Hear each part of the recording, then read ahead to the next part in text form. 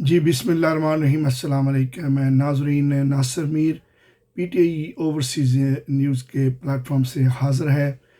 जैसे कि आपने सुना और देख भी लिया होगा कि अमेरिका ने आखिर ईरान पर हमला कर दिया और उसने दुनिया के ख़तरनाक तरीन और सबसे बड़े जो बम्स हैं उसके पास उसने 6 बम उसके ईरान की 3 जो जोरी तनसीबात हैं उनके ऊपर हमला किया और 3 बम फेंके।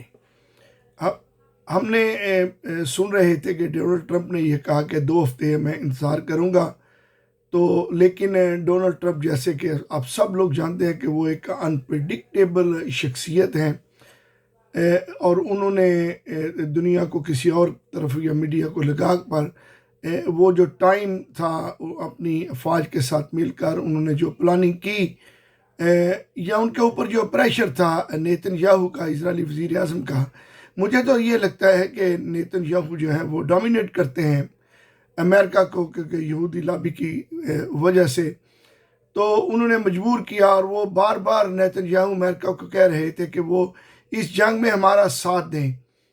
हालांकि अमेरिका को थोड़ा सा स्ट्रेटेजिकली समझना चाहिए था कि क्या उसको इस वार के अंदर कूदना चाहिए या नहीं कूदना चाहिए। जैसा कि आपने तारीख में देखा कि अमेरिका ने जहां और बहुत सी जंगें गलत नैरेटिव शेप जो किया और इराक के ऊपर भी हमला किया है कि झूठे बयानियाँ बनाकर, इसी तरह अफ़गानिस्तान के ऊपर उन्होंने दहशतगर्दी की जो बात करके अफ़गानिस्तान पर हमला किया और कई साल वो जंग लड़ी। बाला वो जंग हार कर एक अजीम शख्स इमरान खान की जो है मसालहत के ज़रिए वो जंग ख़त्म हुई और अमेरिका वहाँ से भागने में कामयाब हुआ। लेकिन अब ईरान के ऊपर जो अमेरिका का डायरेक्ट हमला है, ये हिस्ट्री में अमेरिका ने पहली दफ़ा ईरान पर हमला किया है। इससे पहले अमेरिका ने ईरान के ऊपर पाबंदियाँ लगाई और बहुत से काम किए। रज़ा शाह पहलवी का जो रजीम चेंज भी हुआ, लेकिन कभी भी अमेरिका ने ईरान के ऊपर डायरेक्ट अटैक नहीं किया था। अब इजराइल के कहने पर और यहूदी लॉबी के कहने पर अमेरिका ने, स्पेशली डोनाल्ड ट्रंप ने, जो बगैर सोचे समझे जो है वो अटैक किया है और इसके कॉन्सिक्वेंस क्या होंगे। सबसे पहले तो ये देखना होगा कि अमेरिका इसमें क्या अचीव करना चाहता है। कि ईरान तो बार बार कह रहा है कि हमारे पास जोरी इख्तियार नहीं है, लेकिन उनके जो इदारे हैं उनकी रिपोर्ट्स के मुताबिक भी कि ईरान पर जोरी इख्तियार नहीं है, उसके बावजूद हमला किया गया है। तो ये जो इजराइल का जो दरीना हाब या इजराइल और उसके जो बाकी जो हमायती हैं उनका ये दरीना हाब था साल से, डिकेड से इनका ये दरीना हाब था कि हमने ईरान के ऊपर हमला करना है और पूरी मुस्लिम उम्मा के कोई भी ममालिक ऐसे हैं जो हैं जिनके पास थोड़ी सी भी ताकत है उनके ऊपर हमला करना है।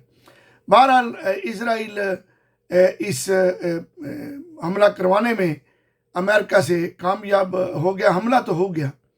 अब अमेरिका का गोल क्या है, वो अचीव क्या करना चाहता है इसके अंदर? क्या अमेरिका इस खेल के अंदर आकर अपना नुकसान करेगा या फ़ायदा करेगा? अफ़गानिस्तान एक अकेला मुल्क था, उसके पास कोई फाइनेंशियल पावर भी नहीं थी, कोई रिसोर्स भी नहीं थे।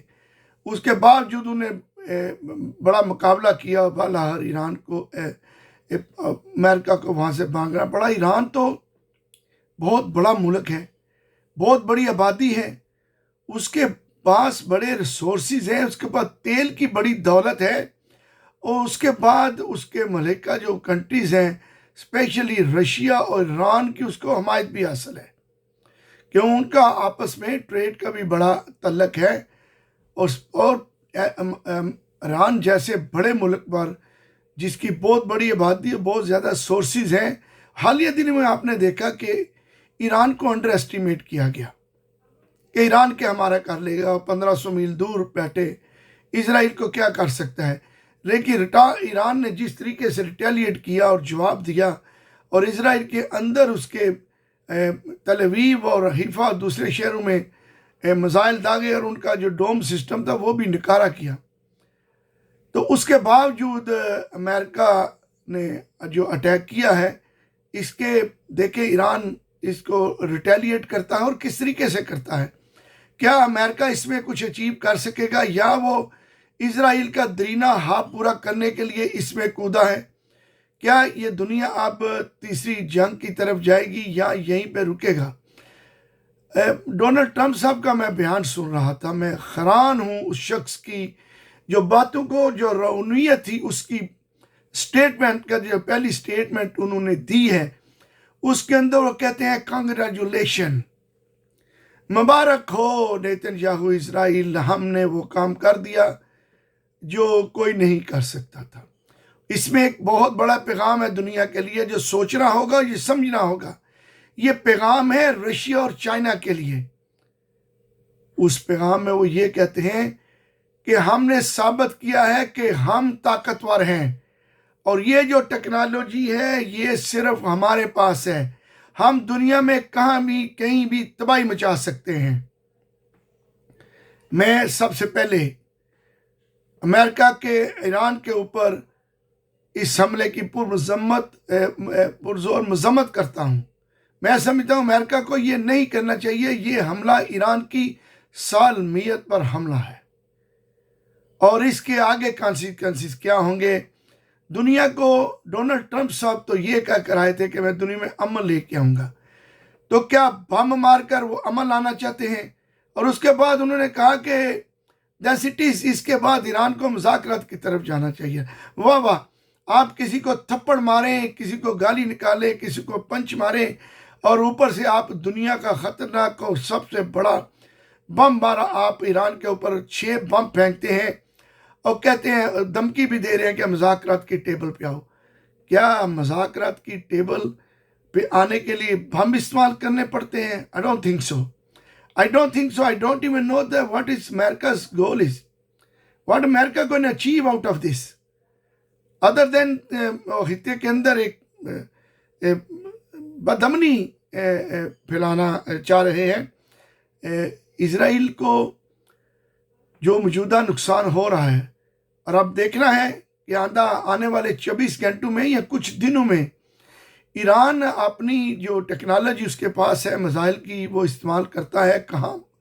کہاں پہ کرتا ہے؟ اس نے بھی امریکہ کو وارن کیا تھا کہ اس جنگ میں مت کودنا، لیکن امریکہ بہادر اس جنگ میں کودے ہیں. اور ڈونلڈ ٹرمپ جو دنیا کو یہ بتانا چاہ رہے تھے کہ 2 ہفتے ہم سوچیں گے کیا کرنا ہے کہ نہیں، لیکن انہوں نے سوچے سمجھے منصوبے کے بعد جو ٹائم لیا، جو ظاہر ہے انہوں نے اپنی افواج کو اکٹھا کرنا تھا، پلاننگ کرنی تھی، وہ انہوں نے پلاننگ کرنے کے لیے یہ جو ٹائم لیا اور اس کے بعد حملہ کیا اور مزید جہاز خطے میں انہوں نے بھیج دیے ہوئے ہیں.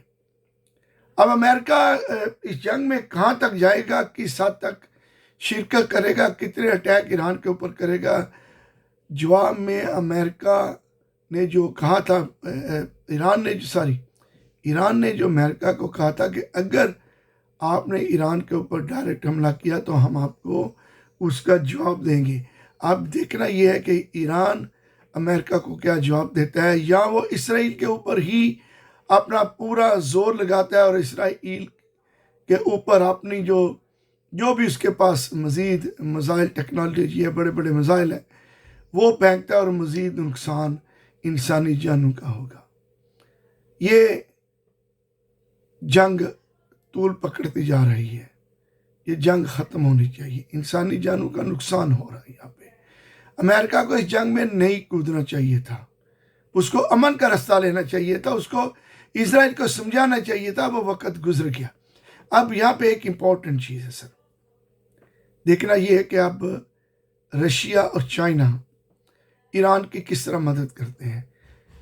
سعودی عرب اور مڈل ایسٹ کے جو مسلم ممالک ہیں وہ ایران کی کیا مدد کرتے ہیں، اور پاکستان میں اس میں اپنا کیا کردار ادا کرتا ہے. یہ بڑا امپورٹنٹ ہے کہ پاکستان خطے میں ایک امپورٹنٹ کنٹری ہے، اور اب پاکستان کیا کردار ادا کرتا ہے. حالیہ دنوں میں پاکستان کے فیلڈ مارشل آصف منیر کو اسپیشلی امریکہ میں ڈونلڈ ٹرمپ سامنے بلا کر ملاقات کی، اور اب باتیں کھل کر سامنے آئیں گی کہ امریکہ نے ڈو مور کا مطالبہ کیا تھا یا کیا مطالبات سامنے رکھے تھے، جو all of a sudden Asim منی جو کہ ہیڈ آف اسٹیٹ بھی ہیں ان سے ملاقات کی، جو آرمی ڈکٹیٹر ہیں، جو پاکستان کے اندر فسطیت پھیلائی ہوئی ہے انہوں نے اور ظلم و تشدد انتہا کو ہے، وہاں پہ سیاسی قیدی جو ہیں ان کے اوپر تشدد کیا جاتا ہے، ناحق قید کیے جاتے ہیں، انسانوں پر گولیاں چلائی جاتی ہیں اور لوگوں کو شہید کیا جاتا ہے۔ عوام کے سب سے بڑے پاپولر لیڈر پاکستان کے مسلم امہ کے عمران خان، ان کی بیوی کو، ان کے تمام لیڈران کو اس وقت جیل میں رکھا ہوا ہے، اور اس کو تقویت دینے کے لیے جو عاصم منیر ہیں وہ کیا کیا وعدے امریکہ سے کر کے آئے ہیں، کیونکہ بغیر وعدوں کو ان کے چہرے پہ مسکراہٹ نہ آتی۔ اینی آنے والے دنوں میں دیکھتے ہیں کہ اس کے اثرات کیا ہوں گے۔ ہوپ ناٹ کہ امریکہ کو ابسلوٹلی ناٹ کہنے والے کو رہا کیا جائے تاکہ ملک میں بہتری کے فیصلے ہو سکیں۔